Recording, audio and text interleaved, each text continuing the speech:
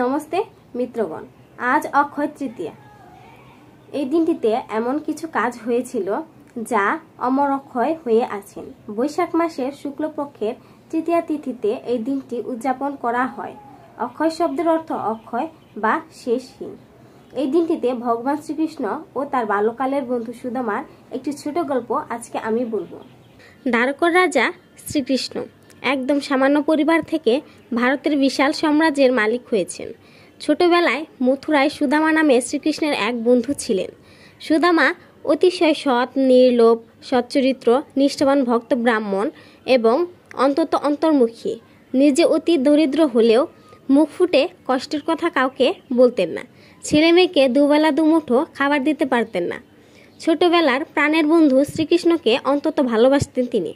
বড় হয়ে শ্রীকৃষ্ণ দ্বারকার রাজা হলেন, তার খ্যাতি সর্বত্র। এদিকে সুদামার অবস্থা দিন দিন খারাপ হতে লাগলো। এমন অবস্থা যে দুবেলা ঠিকমতো খাবারও জোটে না।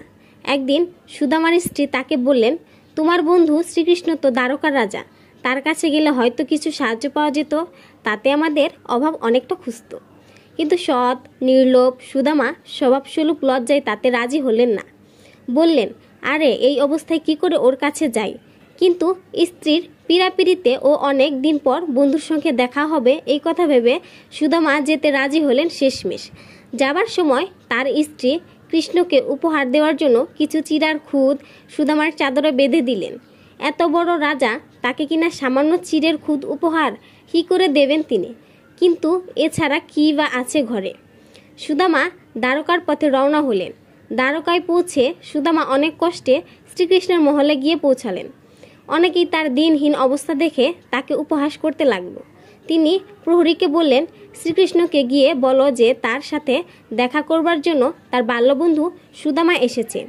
দ্বারকার রক্ষীরা তো প্রথমে আমলই দিল না, কিন্তু পরে অনুনয় বিনয় করলে তারা ভিতরে গিয়ে শ্রীকৃষ্ণকে খবর দিল যে দুয়ারে একজন অতি দরিদ্র ব্রাহ্মণ এসেছে।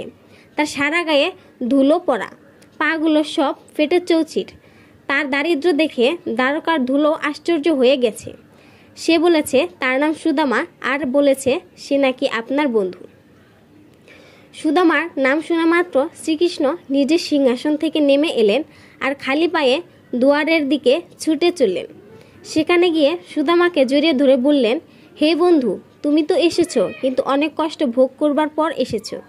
দ্বারকায় তোমার শুভ আগমন হোক। ভগবান শ্রীকৃষ্ণ সুদামাকে নিজে গিয়ে তার নিজের খাটে বসালেন, তার পা দুখানা নিজ হাতে ধুয়ে দিলেন এবং স্নান করিয়ে পরবার জন্য রেশমি বস্ত্র দিলেন। শ্রীকৃষ্ণের স্ত্রী রুক্মিণী স্বয়ং তাকে পাখার বাতাস করতে লাগলেন এবং তাকে বহুবিধ সুস্বাদু খাবার দিলেন ভোজনের জন্য। খেতে খেতে সুদামার বারবার মনে পড়ছিল তিনি তো আজ সুস্বাদু সব খাবার খাচ্ছেন, কিন্তু বউ ছেলে মেয়েদের আজও চালের খুদ খেয়েই কাটাতে হচ্ছে বাড়িতে। তার বিচলিত মন শ্রীকৃষ্ণের নজর এড়ালো না। বহুক্ষণ নিজের মধ্যে বাল্যকালের স্মৃতি রোমন্থন করার পর শ্রীকৃষ্ণ বললেন, বন্ধু, বৌদি আমার জন্য কি পাঠিয়েছে? সুদামা প্রথমে একবারে সংকুচিত হয়ে পড়লেন, এই ভেবে যে কিভাবে এত আদর আপ্যায়ন পেয়ে বন্ধুকে কেবল চিরের খুদ উপহার দেবেন। কিন্তু শেষকালে শ্রীকৃষ্ণ পোটলা কেড়ে নিয়ে নিজেই সেই চিড়ে বের করে ফেললেন। সেই 4 মুষ্টি চিড়ে খুব তৃপ্তি করে খেলেন। তারপর তারা অনেকক্ষণ গল্প করলেন। কেটে গেল কয়েকদিন। অনেকদিন পর বন্ধুর সাক্ষাৎ পেয়ে এতই আনন্দিত হচ্ছিল যে সুদামা তার দারিদ্র্যের কথা শ্রীকৃষ্ণকে আর বলতে পারল না। কৃষ্ণের থেকে সাহায্য চাওয়ার কথা মনেও এলো না আর। অন্তর্মুখী সুদামার অন্তরের কথা অন্তরে রয়ে গেল। তারপর এলো বিদায় নেবার পালা। শ্রীকৃষ্ণ বললেন, আবার আসবি তো? সুদামা বললেন, আসব। তারপর সুদামা বাড়ির পথে রওনা দিলেন। বাড়ি পৌঁছে দেখলেন, এ কে, কোথায় গেল সেই কুটির? তার কুড়ে ঘরের জায়গায় বিশাল এক অট্টালিকা। ঘরে ধনসম্পদের অভাব নেই। কি তাজ্জব ব্যাপার, এ কি করে সম্ভব হলো? তিনি বাইরে দাঁড়িয়ে অবাক হয়ে এইসব ভাবছেন। এমন সময় তার স্ত্রী তাকে বারান্দা থেকে দেখতে পেয়ে নিচে নেমে বাইরে এসে সুদামাকে বললেন, তুমি বাড়ি থেকে বেরুলে আর আমি সবে পুজোয় বসেছি, হঠাৎ দেখি সব কীরকম পাল্টে গেল। দেখেছ, শ্রীকৃষ্ণের লোকেরা এসে আমাদের সব অভাব দূর করে দিল। সুদামা আরও অবাক হয়ে বললেন, আরে তা কি করে হয়?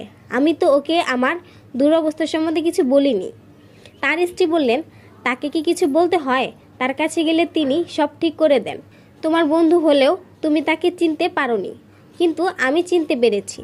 তার শরণাপন্ন হলেই দরিদ্রের শোষিতের সকল কষ্টের সমাধান হয়। তিনি আর কেউ নয়, তিনি শোষিতের ভগবান শ্রীকৃষ্ণ, ধর্মের ত্রাতা ভগবান শ্রীকৃষ্ণ। সুদামা এই চন্দ্র মাসের বা বৈশাখ মাসের শুক্লপক্ষের তৃতীয় দিনে শ্রীকৃষ্ণের কাছে গিয়েছিলেন, আর রচিত হয়েছিল বন্ধুত্বের এই অমর অক্ষয় কাহিনী। শ্রীকৃষ্ণের আজকের এই অক্ষয় দিনে আমাদের শিক্ষা দিয়েছিলেন কিভাবে অর্থবিত্ত বা সামাজিক শ্রেণী নয়, আন্তরিকতায় বন্ধুত্বের একমাত্র ভিত্তি। দিয়েছিলেন নিজের অতীতকে ভুলে না যাওয়ার শিক্ষা। আর তাই মানুষ বিশ্বাস করে এই অক্ষয় তৃতীয়ার দিনে কোনো শুভ কাজ করলে তা অমর অক্ষয় হয়ে থাকে। তাই আমাদের সকলেরই উচিত এই অমর অক্ষয় তৃতীয়ার দিন ভালো কাজ করা। সকলকেই শুভ অক্ষয় তৃতীয়ার শুভেচ্ছা।